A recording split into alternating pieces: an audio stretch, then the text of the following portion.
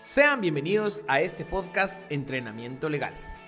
Desde que estamos en las aulas de las facultades de Derecho, soñamos con ser abogados exitosos. Que esta profesión nos permita cumplir nuestras metas personales y patrimoniales. Todo eso es posible, pero para ello necesitamos entrenarnos duramente. Entrenarnos en conocimiento legal, que plasmaremos en escritos, documentos o expresaremos en audiencia. Y en un mundo tan competitivo, también es necesario entrenarnos en habilidades y actitudes personales que se requieren hoy en día de los juristas del siglo XXI. Para eso es este espacio. En este podcast compartiremos contenido legal que es aplicable en el ejercicio profesional y también compartiremos contenido de crecimiento personal que nos permitirá ejercer de manera más efectiva la abogacía y el notariado. Mi nombre es Josué Cum y juntamente con un gran equipo de trabajo hemos preparado este espacio para tu entrenamiento legal. Sin más, comenzamos.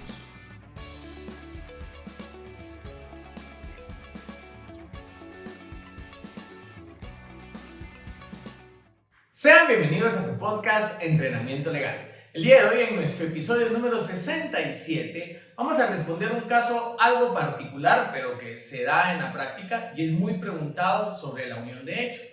Y es un caso. Imaginemos unas personas que convivieron durante más de 3 años y luego se separaron, pero una de ellas se casó. ¿Será que la otra, la que sigue soltera, puede declarar la unión de hecho con la persona aunque la otra ya esté casada? Y es que prácticamente sería declarar la unión de hecho de una persona casada. Y eso lo vamos a responder a lo largo de este podcast, pero primero vamos a ahondar para poder mejor comprender sobre 3 preguntas importantes. La primera de ellas es: ¿qué comprende la unión de hecho y cuáles son sus características doctrinarias y por supuesto legales? ¿Cómo se puede declarar la unión de hecho? Y como tercero, ¿qué deberes nacen de la unión de hecho? Cuando analicemos todo eso, vamos a poder concluir qué haría en este caso y si es viable.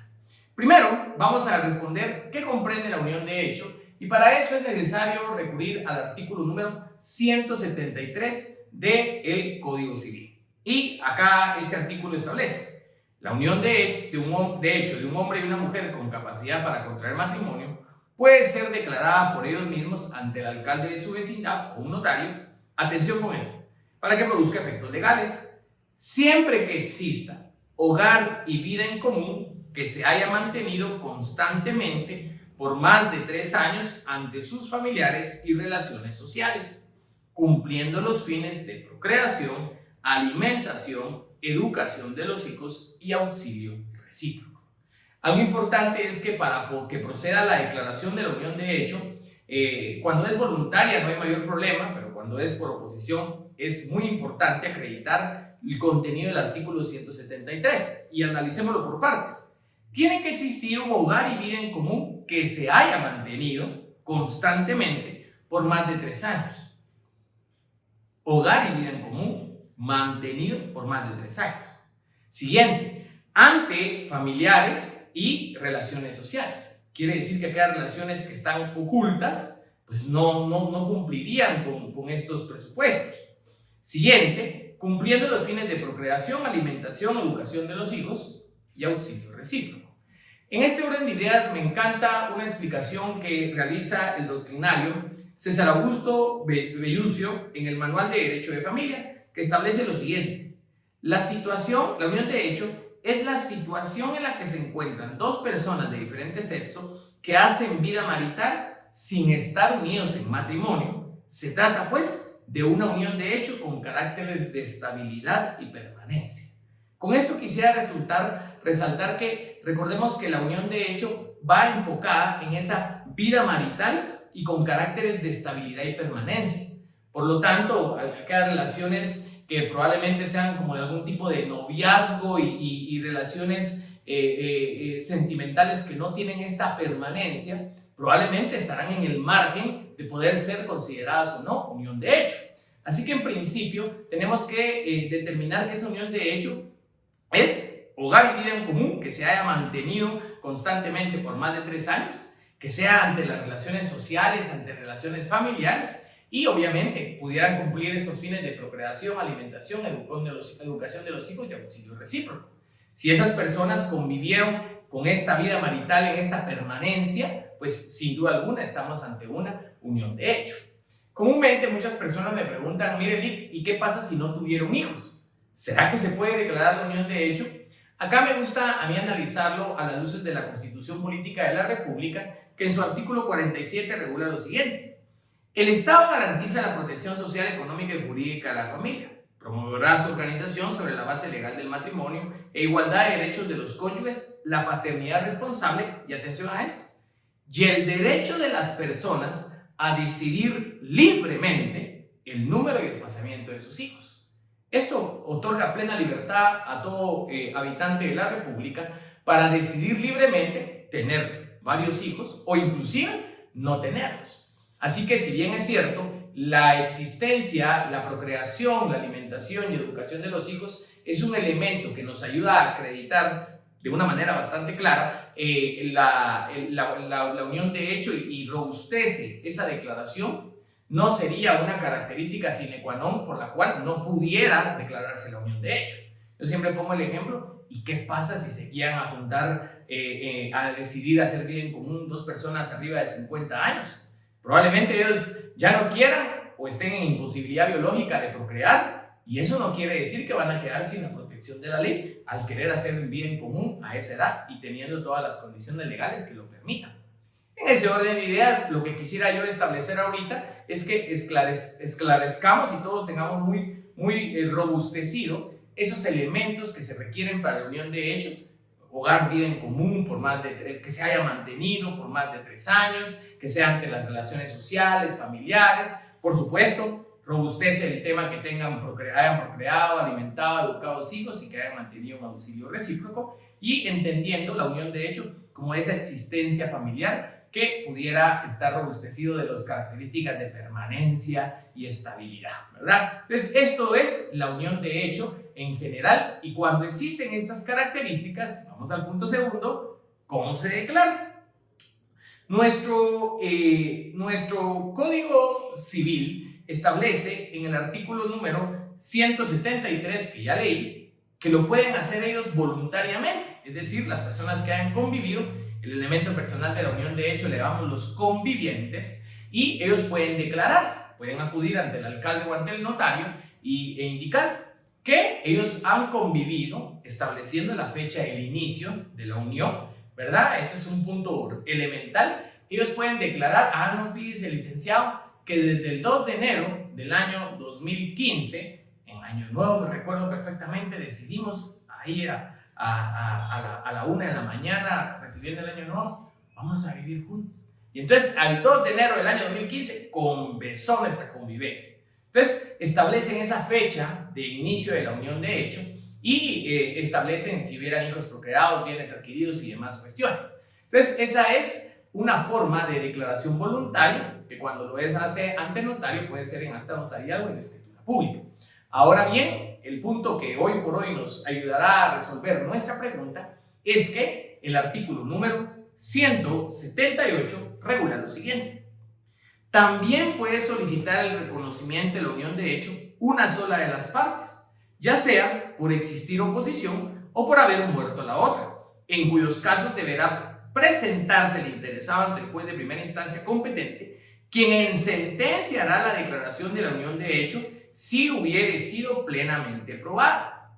En dicha declaración fijará el juez el día o fecha probable en que la unión dio principio, hijos procreados y bienes adquiridos durante ella. Esta parte es elemental porque aquí vamos a recordar todos una característica de la unión de hecho, que es un acto declarativo.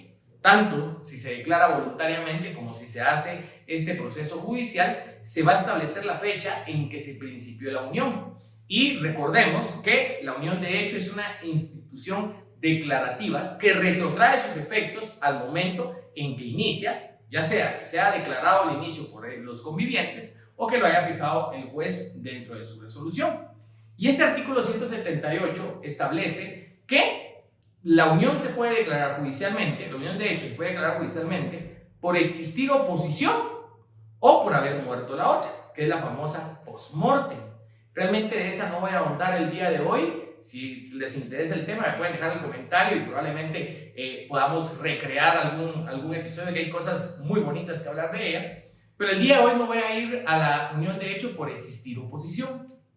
Si dos personas convivieron por más de 3 años con las características ya vistas y de repente hagan de cuenta que adquirieron bienes en común y de repente se separaron y una persona quiere reclamar esa parte de los bienes en común que hicieron y la otra dice, no, ya no quiero saber nada, la unión de hecho se puede declarar por oposición, es decir, aunque la otra parte no quiera.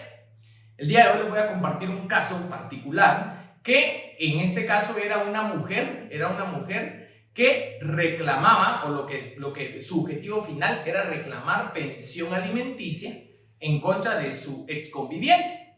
Imaginemos la historia, habían convivido, habían dejado de convivir y ella quería pensión alimenticia como si fuera el derecho que tuviera una persona, voy a decir, una cónyuge o alguien divorciada, como que equiparando el derecho al matrimonio. Desde ya te invito a que pienses, ¿tiene o no tiene derecho? Lo que sí es cierto es que el colega que promovió aquel juicio, acertadamente, lo primero que solicitó fue la declaración judicial de la unión de hecho. ¿Qué quiere decir? Ya no convivían juntos, y él viene, habiendo probado, porque sí convivieron durante mucho tiempo, solicita la declaración judicial de la unión de hecho. Te comento que en aquel entonces y al día de la publicación de este video, esto todavía se sigue tramitando en juicio ordinario. Es un juicio ordinario de declaración de unión de hecho. Ahora bien, a partir del 3 de enero del año 2023, es decir, a partir de enero del año 2023, va esto a poderse tramitar en el juicio oral únicamente. Te quiero compartir que el decreto número 47-2022, que fueron unas reformas hechas al Código Civil, al Código Procesal Civil y Mercantil, a la Ley de Tribunales de Familia, reformaron tanto el artículo 107, numeral tercero, del Código Procesal Civil y Mercantil, el cual quedó de la siguiente manera. Se tramita en juicio oral, que es la parte encabezada, y los asuntos relativos a la obligación de prestar alimentos y los otros que corresponden a asuntos de familia, con excepción de los casos que el Código Civil, la Ley de Tribunales de Familia dispongan otro procedimiento. Así que este asunto de la unión de hecho por oposición es un asunto que ahora se tramita en juicio oral y robusteciendo esa fundamentación, el artículo 8, también reformado por este decreto 47-2022, regula que todos los asuntos y controversias sometidos a los tribunales de familia se conocerán y resolverán en juicio oral. Así que aprovechemos a actualizar que la unión de hecho por oposición, a partir de enero del año 2023, ya no es un juicio ordinario, sino va a ser un juicio oral. En conclusión, esto que quería comentarte es que si las personas cumplen con todos los requisitos ya vistos de la unión de hecho y no quiere declarar voluntariamente la unión, la otra persona puede demandar judicialmente la unión a partir de enero 2023 o del 2023 en juicio oral. Y algo que no se nos puede olvidar, que el artículo número 179 nos establece un término para promover la demanda. Regula lo siguiente: la acción a que se refiere el artículo anterior debe iniciarse antes que transcurran 3 años desde que la unión cesó. ¿Qué quiere decir? Probablemente llegue a tu oficina, fíjese licenciado, que yo conviví durante mucho tiempo y después dejamos la vida en común, ¿verdad? Nos separamos, le dice la gente, nos separamos y ahora yo quiero que me dé una pensión alimenticia porque yo me dejé quedando a los hijos y ahora no me quiere dar nada y además teníamos una casa que hicimos juntos y ahora ya no me quiere dar nada ni nada. Pues podemos, media vez no hayan pasado estos 3 años que regula el artículo número 179, podemos demandar en ese juicio, que a partir de enero de 2023 es un juicio oral, de declaración de unión de hecho. Y al declarar la unión de hecho judicialmente, algo importante, como lo leímos, el juez va a establecer la fecha del inicio. Obviamente, quien promueva judicialmente esto tiene que acreditar cómo va a acreditar desde cuándo inició la unión, cómo va a acreditar que hicieron la vida en común, que se mantuvo, cómo va a acreditar que faltan las relaciones sociales, entre relaciones familiares, cómo va a acreditar el hecho de los bienes adquiridos, los hijos concebidos durante ese tiempo de convivencia, y todo eso es parte de los hechos que hay que acreditar, comprobar, exponer, comprobar al juez para que él haga la declaración que conforme a derecho corresponda. Así que en conclusión, ¿cómo se puede declarar? Por supuesto que se puede hacer voluntariamente, pero el día de hoy lo que quería es que se te quedara que pueda ser por oposición, siempre que se promueva dentro de los 3 años, y que el proceso idóneo a partir del 2023 es juicio oral y que debemos acreditar todo esto. Y cuando se haga esa declaración, respuesta tercera, ¿qué deberes nacen? Y para esto me refiero al artículo número 182 del Código Civil, que regula lo siguiente.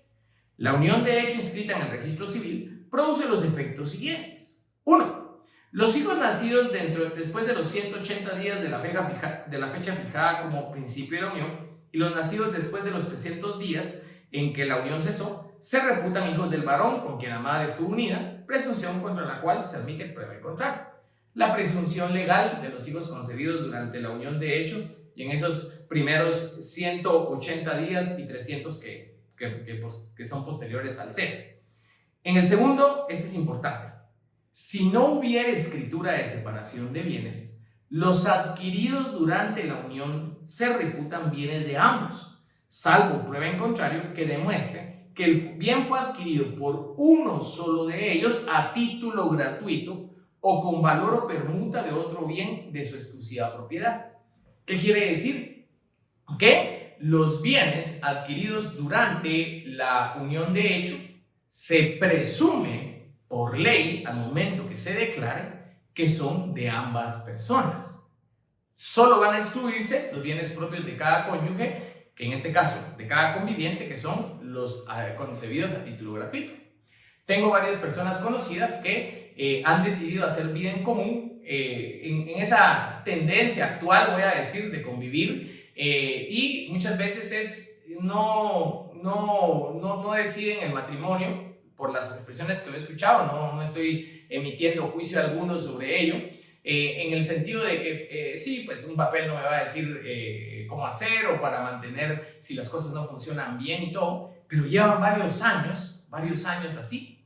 Al momento que pasen los 3 años y se adquirieron bienes en común, se presume que esos bienes son de ambos. ¿Qué quiere decir? Que con el hecho de convivir por más de 3 años en las situaciones ya vistas en este episodio, ya se estima que esos bienes o esos compromisos que pudieran equipararse a los del matrimonio, pues ya salen. Obviamente, tiene que declararse la unión de hecho por oposición, pero si se declara la unión de hecho por oposición, según lo he visto, nacen esos bienes que adquirieron, que pudieron haber sido inmuebles o vehículos y demás, se presumen que son de ambos, salvo que hayan emitido una escritura de separación de bienes. Por ejemplo, si usted convive con alguien y quiere dejar muy en claro que el bien que adquirió no quiere dejarle que no sea estimado como tal de su conviviente, pues en ese sentido habrá que emitir una escritura de separación de bienes para que quede muy claro, este apartamento que estoy teniendo, en ese caso es exclusivamente mío.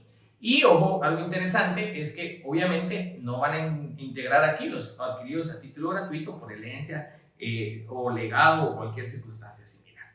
Como tercer efecto que nos regula el artículo 182 es que el derecho de una de las partes a solicitar la declaratoria de ausencia de la otra y una vez declarada pedir la cesación de la unión de hecho y liquidación del haber conyugal y adjudicación de los bienes. ¿Qué quiere decir? Que si el otro se fue y ya no sabemos qué pasó, yo puedo pedir esa ausencia para que haga cesar la unión de hecho y que nos liquidemos el haber que hicimos durante el tiempo de convivencia. Y en el cuarto, lo mismo, en caso de fallecimiento, se puede pedir la liquidación del haber conyugal, ¿verdad? Y, del haber común. Y quinto, sujeción del hombre y de la mujer a los derechos y obligaciones de los cónyuges durante el matrimonio. ¿Qué quiere decir? El famoso aforismo que nos decían nuestros catedráticos en la universidad: todos los derechos y obligaciones del matrimonio son aplicables a la unión de hecho, obviamente al momento que ya esté declarada debidamente.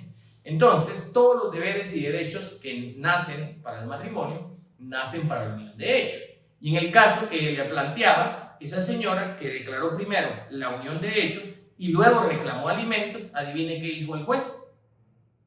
Pues sí procede, porque en base al artículo 182, numeral quinto, y 184, y en base al artículo 283, bueno, en base a estos dos, los mismos derechos que el matrimonio aplican para la unión de hecho.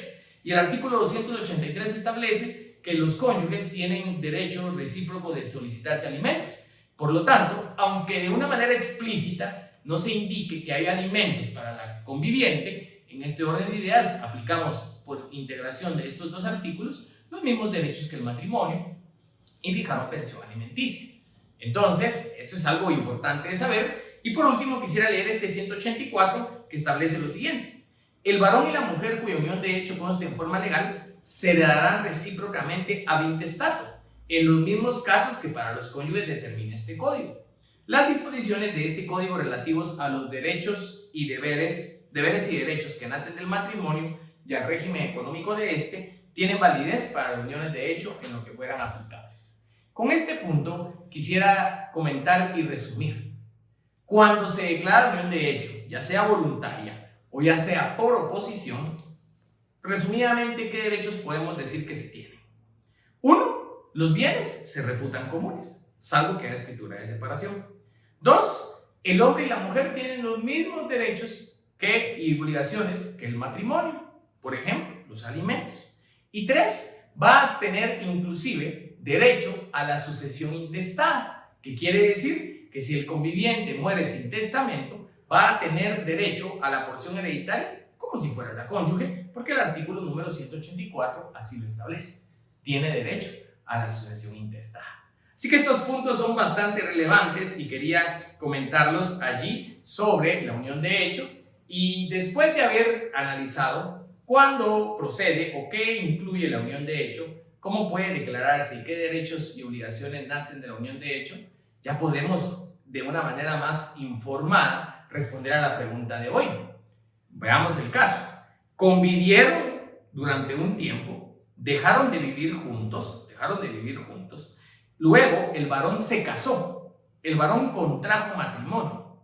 Y en el ínterin que contrajo matrimonio, la mujer lo demanda por esa declaración de unión de hecho que ya había pasado, que ya había cesado, y dentro de los 3 años la demanda al varón para que se declare unión de hecho, pero él ya estaba casado y se podía declarar. ¿Qué piensa usted? Realmente, a priori, pues a mí se me decía, es que la unión de hecho es algo que pasó, es algo que ocurrió, y si bien es cierto, él ya está casado, pues, pero eso no demerita en nada todo lo que ya ocurrió, esos actos declarativos ya sucedidos. Así que, a pesar que él ya está debidamente casado, pues eso no impide, considerando esa naturaleza de la unión de hecho por oposición, ¿verdad? Y justamente en un caso que le quiero ilustrar, por si le toca allí, le voy a decir el expediente. Es el expediente de apelación de sentencia de amparo 2405-2019, 2405-2019, que, para ponérsela resumida, los hechos que sustentan es: el postulante contrajo matrimonio en febrero del 2011. Pongan atención, febrero de 2011 contrajo matrimonio el varón con alguien más. El 27 de marzo del año 2012, la jueza de familia declaró con lugar el juicio ordinario de unión de hecho e indicó la jueza que la unión de hecho había sido entre el 20 de marzo del 88 y el 6 de marzo del 2008. Quiere decir que ellos desde el 88 hasta el 2008 convivieron, 20 años vivieron juntos. Luego dejaron de vivir juntos y él en el 2011 contrajo matrimonio.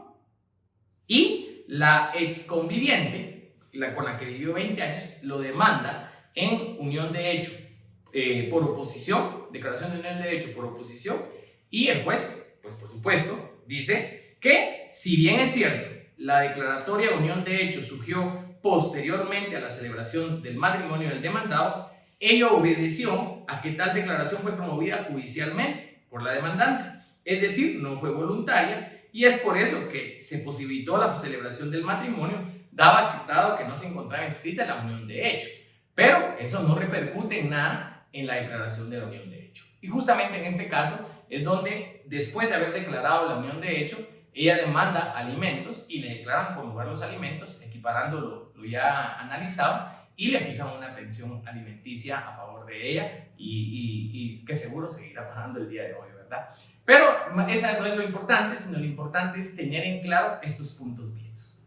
¿Qué es lo que comprende la unión de hecho? ¿Cómo pudiera declararse, ahondando un poco por existir oposición? Repasando esta novedad que ahora es un juicio oral a partir de enero del año 2023. Y algo relevante es que también podemos tener mucha claridad en los deberes que nacen de esta declaración de unión de hecho, como es bienes en común, como es los mismos derechos y obligaciones del matrimonio, como pudiera ser los alimentos, e inclusive la herencia ab intestato, que significa sin el derecho a la sucesión intestada. Así que espero le haya parecido interesante la sesión de entrenamiento de esta oportunidad y por favor coméntenos si le pareció algo interesante, si tiene alguna duda, si le interesa el tema de la unión de hecho post-mortem para contemplarlo ahí y seguirnos entrenando en estos temas tan interesantes que nos instruyen y nos preparan a cualquier caso, o inclusive conocemos algún caso y nos permite hasta ofrecer un servicio, llegar a cabo una asesoría y eso generar para nosotros trabajo, satisfacer la necesidad del cliente, poder potenciarnos como abogados, que eso es lo que buscamos todos, ser prósperos, ayudar a la sociedad. Así que para eso es el entrenamiento legal. Nos miramos y escuchamos el próximo lunes. Hasta la próxima.